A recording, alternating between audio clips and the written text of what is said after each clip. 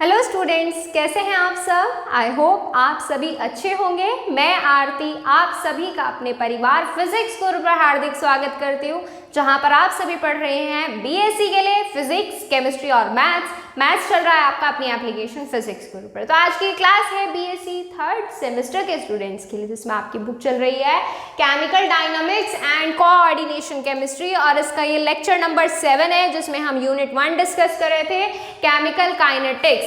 तो chemical kinetics जो था आपका इस यूनिट 1 का एक पार्ट था, दूसरे पार्ट में कुछ थ्योरीज वगैरह हैं। तो इसमें देखिए आज डिस्कस करेंगे third order reaction. Last time पर हमने इसमें पढ़ा था सेकंड ऑर्डर रिएक्शन, आज है थर्ड ऑर्डर रिएक्शन। वैसे कुछ स्टूडेंट्स तो समझ गए होंगे कि थर्ड ऑर्डर रिएक्शन क्या होने वाला है।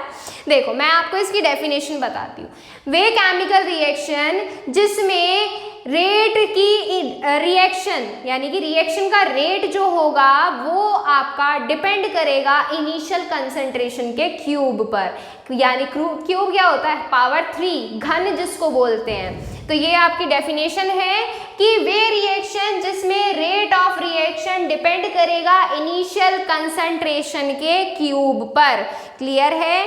या फिर कह सकते हो कि रेट ऑफ रिएक्शन वो रिएक्शन है, या कह सकते हो थर्ड ऑर्डर रिएक्शन वो रिएक्शन है जिसमें किसी भी रिएक्शन का ऑर्डर 3 आता है। 3 किस तरह से आएगा, एग्जाम्पल भी देखेंगे। सबसे पहले डेफिनेशन लिखते हैं। द केमिकल रिएक्शन, डेफिनेशन लिख लीजिए आप साथ साथ।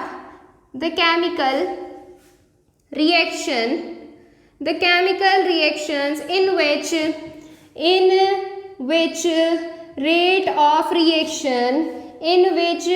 rate of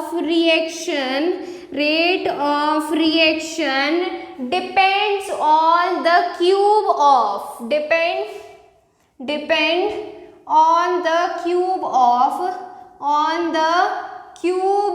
घन जिसको बोलते हैं power 3 on the cube of initial concentration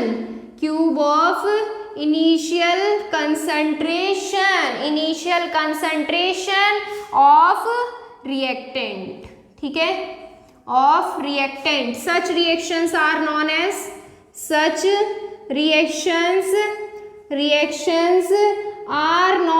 क्या कही जाती हैं ऐसी रिएक्शंस कही जाती हैं थर्ड ऑर्डर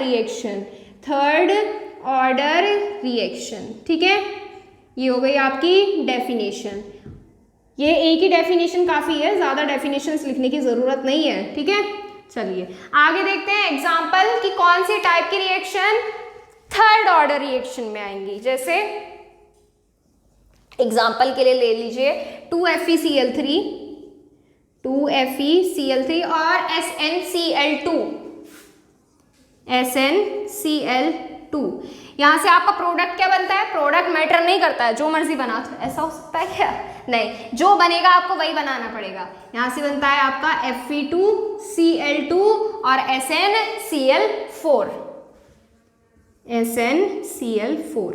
ठीक है, अब देखो यहां से ऑर्डर काउंट करते हैं। मॉलिक्यूलैरिटी कितनी है, मॉलिक्यूलैरिटी 3 है, और ऑर्डर कितना है इसका, ऑर्डर कितना है। यहाँ पर देखो मैंने आपको लास्ट जो आपको वीडियो में मैंने लास्ट लेक्चर लिया था, लेक्चर नंबर 6 में, उसमें आपको बताया था कि ये कैसे आता है। मैं इस बार आपको बताऊंगी नहीं, आपको देखना है पीछे वाली वीडियो जाओ, सबसे पहले ही मिल जाएगा आपको। ठीक है, लेकिन फिर भी चलो देख लो, बता देते हैं। इसमें क्या है, यहाँ पर FeCl3 है, इसका ऑर्डर कितना है, यहाँ पर देखो कितने मॉलिक्यूल्स दिए हैं, 2 है, वो पावर में चले जाते हैं। इसी तरह से SnCl2 है, कितने मॉलिक्यूल हैं, 1 है, 1 मॉलिक्यूल पार्टिसिपेट कर रहा है, तो पावर में। ऑर्डर कैसे निकालते हैं कि जो हमारे रिएक्टेंट की कंसंट्रेशन है उसकी पावर के सम के इक्वल होता है। पावर कितनी है, 2+1, और सम करेंगे तो यहाँ पर क्या आ जाएगा, 2+1 आ जाएगा, तो कितनी आ गया, ऑर्डर 3 आ गया। इस टाइप की जो रिएक्शंस होती हैं वो आती हैं थर्ड ऑर्डर रिएक्शन में। ये याद रखना, ऑर्डर ऑफ रिएक्शन में गैसेस मॉलिक्यूल और वाटर मॉलिक्यूल्स नहीं लिए जाते हैं। ठीक है, चलिए आगे चलते हैं हमारे डेरिवेशन की तरफ कि हम रेट कांस्टेंट कैसे निकालेंगे इसका, और हाफ लाइफ पीरियड कैसे निकालेंगे। ठीक है, स्क्रीनशॉट लीजिए इसका, फिर हम डेरिवेशन करते हैं इसकी। देखिए rate constant for third order reaction कैसे निकालेंगे। सबसे पहले तो हम अज्यूम करके चलते हैं कि हमें कोई भी रिएक्शन दी हुई है, थर्ड ऑर्डर की दी हुई है। Let the given reaction is a third order reaction. Let the given reaction, let the given reaction is third order reaction, third order reaction। कौन सी रिएक्शन दी है? ए प्रोडक्ट है, सॉरी रिएक्टेंट है और बी प्रोडक्ट बनेगा, ठीक है। चलो अब हम करेंगे लेट इनिशियल कंसंट्रेशन, कितनी मानेंगे? अब तक जितनी मानते आए हैं, अरे भाई ए और प्रोडक्ट की 0, आफ्टर टी टाइम कितनी हो जाएगी? बताओ जल्दी, कमेंट करो जल्दी से। After T time, after T time, after T time कितनी होगी? a माइनस एक्स और x। अब हम करेंगे जो अब तक करते आए हैं, अब हम लिखेंगे rate of third order reaction, किसके इक्वल होगा? इनिशियल कंसंट्रेशन के क्यूब के। Rate of third order reaction, third order reaction कितना होगा? कितना होगा? dx upon dt directly proportional to a minus x की पावर 3, ठीक है। इस बार क्या आ जाएगा? dx upon dt is equal to k a minus x की पावर 3, ठीक है। समझ में आ गई बात? k क्या है यहाँ पे? k is equal to rate constant, k is equal to rate constant. आगे देखिए, फिर इसके बाद हम क्या करेंगे? x वाले एक तरफ ले जाते हैं और बाकी एक तरफ, तो यहाँ से आ जाएगा 1 अपॉन a माइनस एक्स की power 3 dx is equal to k into d t. अब इसके बाद क्या करते हैं? इसके बाद हम करते हैं इसका इंटीग्रेशन, इंटीग्रेशन करते हैं ना। चलिए इंटीग्रेशन करेंगे, करो इंटीग्रेशन करो इसका, फटाफट से इंटीग्रेशन करो, बताओ क्या आएगा आंसर इसका इंटीग्रेशन करने के बाद। चलो करो, आंसर बताओ इसका। इंटीग्रेशन dt, चलो मैं आपको बता देती हूँ फिर से। वैसे तो मैंने आपको कल भी बताया था कि ये कैसे होता है इंटीग्रेशन, लेकिन फिर भी देख लो, जो स्टूडेंट्स नए हैं वो भी देख लो। अब देखो यहाँ से कैसे होगा, ये हमने मान के चले यहाँ पर 1 अपॉन a माइनस एक्स की पावर 3 dx। अब मान लो मैं इसकी पावर को ऊपर लेके जा रही हूँ, तो ये किस फॉर्मेट में बन जाएगा? a माइनस एक्स की पावर 3 dx बन जाएगा। अब सिंपली जिस तरह से इंटीग्रेशन करते आए हैं ऐसे ही होगा। यहाँ से क्या आ जाएगा? यहाँ से हम आएंगे यहाँ पर a माइनस एक्स की पावर -3 है, -3 प्लस 1, -3 प्लस 1। अब यहाँ पर ये x के साथ क्या है? माइनस साइन है, तो यहाँ पर -1 से भी होगी मल्टीप्लाई, तो यहाँ से क्या आ जाएगा? -1 और यहाँ पर a माइनस एक्स की पावर -2 और यहाँ से क्या आ जाएगा? -2, ठीक है। इतनी बात हो गई समझ में। अब इस माइनस से ये माइनस कैंसिल और ये पावर नीचे ले आओ, तो यहाँ पे क्या आ जाएगा? 1 अपॉन 2 a माइनस एक्स की पावर 2। ये इस इंटीग्रेशन की वैल्यू आ गई। नोट कर लो कहीं पे साइड में, कॉपी के साइड में जो रफ एरिया होता है उसमें नोट कर लो। तो यहाँ से क्या आ जाएगा? 1 अपॉन 2 a माइनस एक्स की power 2 is equal to k t plus I. I क्या है? Integration constant. इस इंटीग्रेशन कांस्टेंट की वैल्यू निकालेंगे। इंटीग्रेशन कांस्टेंट की वैल्यू कैसे निकलती है? कैसे निकलती है बताओ? If x is equal to 0, t is equal to 0, then i is equal to क्या आएगा? i की वैल्यू निकालो जल्दी से, इन सब की वैल्यू 0 रखो, i की वैल्यू निकालो। कितनी आएगी i की वैल्यू? अरे भाई बताओ। 1 अपॉन 2 a माइनस 0 का 2 पावर 2 है ना, और इज इक्वल टू ये 0 हो जाएगा, ये वाली टर्म तो 0 हो जाएगी। अरे भाई 0 रख रहे हैं तो ये i के इक्वल आ जाएगा। तो i कितना आ गया? Is equal to 1 upon 2a square. i की वैल्यू कितनी आ गई? 1 अपॉन 2a स्क्वायर। पुट करो इसमें, मैं इसको रफ कर रही हूँ, साइड वाले पोर्शन को स्क्रीनशॉट ले लो अगर लेना है तो अभी जल्दी से। i की वैल्यू रखो इसमें और सॉल्व करो। i की वैल्यू इस इक्वेशन में रखना, ये आ जाएगा 1 अपॉन 2a माइनस एक्स का होल स्क्वायर प्लस नहीं इक्वल kt प्लस i की वैल्यू आ गई 1 अपॉन 2a स्क्वायर,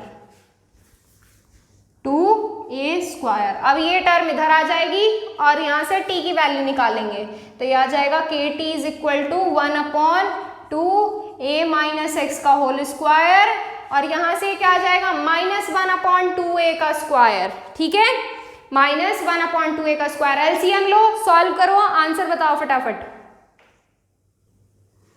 चलो मैं भी करा देती हूँ आपको, कभी आप कहीं मिस्टेक कर दो। ठीक है, ये के टी इधर चल रहा है साइड में, तो यहाँ से आ जाएगा, एलसीएम लेंगे। एलसीएम देखो सबसे पहले क्या आएगा, 2a square a minus x का होल स्क्वायर, ये इसका एलसीएम आ जाएगा।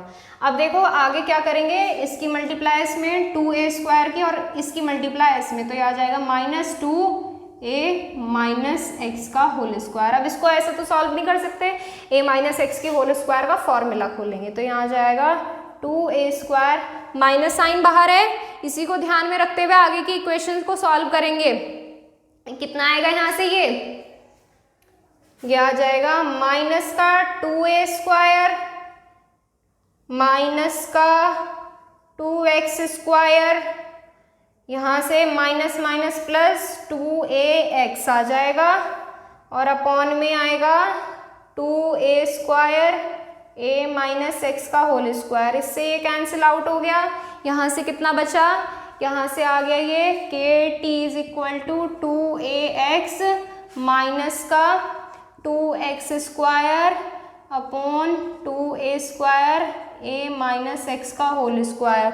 चाहो तो 2 कॉमन लेके कट भी कर सकते हो, तो यहाँ से के टी इज इक्वल टू आ जाएगा, 2 कॉमन ले लिया, ax minus x square upon 2a square a minus x का होल स्क्वायर।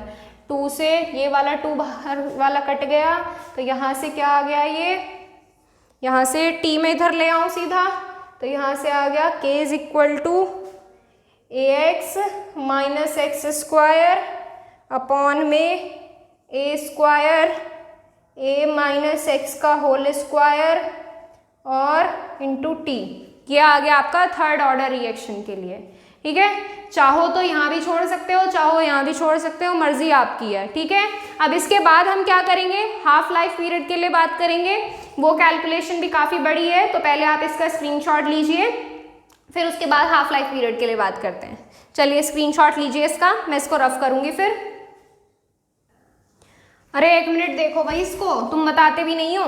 देखो यहाँ से जब हम इसका एलसीएम लेंगे और इसको सॉल्व करेंगे, तो यहाँ से ये वाला 2 भी तो कैंसिल हो जाएगा।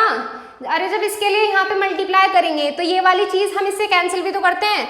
यहाँ पे क्या रह जाएगा, यहाँ पे आपका देखो ये कैंसिल हो गया, ये भी कैंसिल हो गया, क्या बचा यहाँ पे, इतना ही तो बचा, तो ये 2 तो हट जाएगा ना, तो ये a माइनस एक्स की तो मल्टीप्लाई होएगी सिर्फ, या नहीं होएगी, बताओ खुद। तो ये ऐसे सॉल्व होएगा, यहाँ पे ये 2 की मल्टीप्लाई है ना, ये 2 की मल्टीप्लाई नहीं आएगी यहाँ पे। चलो देखो अब इसे फिर से देख लो, अब इसे एक यहाँ से क्या आ जाएगा 2a स्क्वायर, तो ऐसा का ऐसी रहेगा, ऐसे का ऐसी रहेगा, या a स्क्वायर आएगा यहाँ पे भी क्या आएगा, a स्क्वायर आएगा। देखो कैसे, यहाँ पे हमारी ये वाली टर्म है, इस वाले के लिए कर रहे हैं ना फिलहाल, तो देखो ये वाला हट गया हमारा, ये वाला हट गया, बचा क्या, सिर्फ a स्क्वायर बचा, तो इस a स्क्वायर की मल्टीप्लाई यहाँ पे आएगी, तो a स्क्वायर फिर आएगा माइनस, फिर इसी तरह से इसके लिए करने हैं, तो ये 2 हट गया, ये a बच गया, ये a माइनस एक्स आएगा सिर्फ, तो यहाँ पे माइनस के साथ आएगा a माइनस एक्स का होल स्क्वायर। अब सॉल्व होएगा ये 2a माइनस एक्स का whole square, k t is equal to formula खोलोगे a स्क्वायर, तो यहाँ से कितना आ जाएगा, प्लस होता है लेकिन बाहर माइनस है, तो माइनस एक्स स्क्वायर और माइनस माइनस प्लस 2ax। ठीक है, अब इसके बाद यहाँ पे 2a माइनस एक्स का होल स्क्वायर, a स्क्वायर है ये भी, square k t is equal to, यहाँ से ये कैंसिल हो जाएगा, तो 2ax minus x square upon 2a square a minus x का होल स्क्वायर। ठीक है, ये आ गया आपका फाइनल बनके, ये t इधर ले जाओ, k इधर आ जाएगा, तो ये आ जाएगा k is equal to 2ax minus x square upon 2a square a minus x का होल स्क्वायर इंटू t। ठीक, चलो अब नोट करो इसे, अब नोट करो, मैं इसे बाकी वाले को रफ कर रही हूँ, ठीक है। चलो स्क्रीनशॉट ले लो फटाफट से, फिर हाफ लाइफ पीरियड के बारे में बात करेंगे। हाफ लाइफ पीरियड के लिए हम क्या करते हैं, हाफ लाइफ पीरियड के लिए हम x इक्वल्स टू a/2 रखते हैं और t is equal to t half रखते हैं। Half life period, half life period, अर्धायुकाल, t इज इक्वल टू रखेंगे t हाफ, टी हाफ बहुत लेंथी कैलकुलेशन होगी, रखो आप साथ साथ रखते चलो, और x इज इक्वल टू रखेंगे a/2, किस फॉर्मूले में, इसमें, तो ये आ जाएगा k is equal to 2a, x की जगह पर रखेंगे a/2 माइनस x की जगह पर रखेंगे a/2 होल स्क्वायर आ जाएगा यहाँ पर, अपॉन में क्या है 2a square, a minus x की जगह पर रखेंगे x/2, इस पूरे का होल स्क्वायर, और t की जगह रखेंगे हम t हाफ, ठीक है। अब इसके बाद क्या करेंगे, जो नॉर्मल कैलकुलेशन अब तक करते आए हैं ऐसे, इस 2 से ये 2 कैंसिल, तो यहाँ पे क्या बचा a स्क्वायर माइनस ये क्या बचा a स्क्वायर, और यहाँ से आपका क्या बचा, अपॉन में आ जाएगा 4, अपॉन में क्या आ जाएगा 4, 2 का स्क्वायर 4, ठीक है। यहाँ से ये k इक्वल में चल रहा है, k इक्वल में, ठीक है। यहाँ से आएगा 2a स्क्वायर, और यहाँ से आधे में से एक जाएगा, कितना बचेगा, आधा, a स्क्वायर अपॉन 2 बचेगा, और यहाँ से t हाफ, ठीक है। अब इसके बाद k इज इक्वल टू, यहाँ से a स्क्वायर कॉमन ले लूँ, यहाँ पे 1 माइनस 1/4 बचेगा, तो यहाँ से आएगा 2a स्क्वायर, और यहाँ पे ये क्या आ जाएगा, a स्क्वायर अपॉन 4, और ये t हाफ, ठीक। इसे रफ कर रही हूँ मैं क्योंकि अब इस फॉर्मूले की जरूरत नहीं है, तो k इज इक्वल टू कितना आएगा, a स्क्वायर, ये आ जाएगा 3/4, और यहाँ पे आ जाएगा, ये क्या आएगा इधर, 2a की पावर 4/4, क्या मैं इसको काट के ऐसे लिख सकती हूँ 2, तो यहाँ आ जाएगा a की पावर 4/2, और ये इंटू में क्या चल रहा है, t half.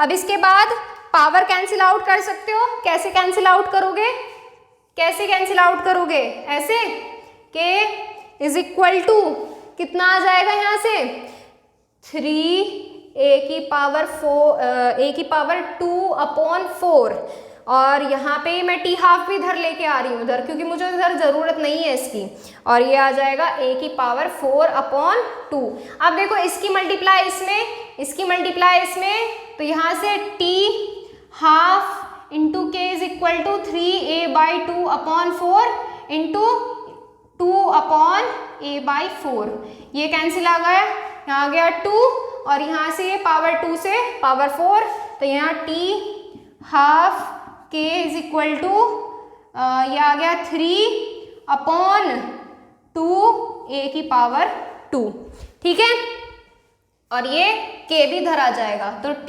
Half is equal to आ जाएगा 3/2a स्क्वायर k, ठीक है। ये आ गया आपका हाफ लाइफ टाइम के लिए वैल्यू, ठीक है। अब इसके बाद आप ऐसी कैरेक्टरिस्टिक लिख सकते हो, यूनिट निकाल सकते हो, यूनिट आप खुद निकाल के देखना। कैरेक्टरिस्टिक हाफ लाइफ टाइम के लिए क्या आ जाएगा कि ये इनिशियल कंसंट्रेशन के स्क्वायर के इनडायरेक्टली डिपेंड करता है, ठीक है, स्क्वायर आ रहा है यहाँ पे, ये ध्यान रखना। अब इसके बाद यूनिट निकालोगे आप, न्यूमेरिकल्स इसके ज़्यादा कुछ खास नहीं है, थर्ड ऑर्डर रिएक्शन के वैसे तो आते नहीं न्यूमेरिकल्स, ऐसी कोई ज़रूरत नहीं है इनकी करने की। तो इसी के साथ आपका एक पोर्शन कंप्लीट होता है, एक पोर्शन वो भी आपका किससे रिलेटेड है, केमिकल काइनेटिक्स से रिलेटेड जो है। अब इसके बाद यूनिट 1 क्या सेकंड पोर्शन रह जाता है जिसमें कुछ थ्योरीज वगैरह हैं, वो हम करेंगे नेक्स्ट टर्न पर। आज करेंगे इतना ही। अगर आपको किसी भी चीज़ से रिलेटेड कोई भी क्वेरी है तो आप इंस्टाग्राम पर कर सकते हैं। इंस्टाग्राम आईडी है physics_guru_India। आपके जो भी क्वेश्चंस हैं आप यहाँ पर पूछ सकते हैं। और टेलीग्राम चैनल ज्वाइन करने के लिए प्ले स्टोर से टेलीग्राम इंस्टॉल कीजिए, उस पर आईडी बनाइए और फिर उसके बाद सर्च करना फिजिक्स गुरु इंडिया, आपको चैनल मिल जाएगा जहाँ से आप ज्वाइन हो सकते हैं, जहाँ आपको डेली क्लासेस के नोटिफिकेशन और टाइमिंग बता दी जाएंगी। चलिए मिलते हैं आपसे नेक्स्ट टर्न पर। आज के लिए इतना ही। Thank you so much.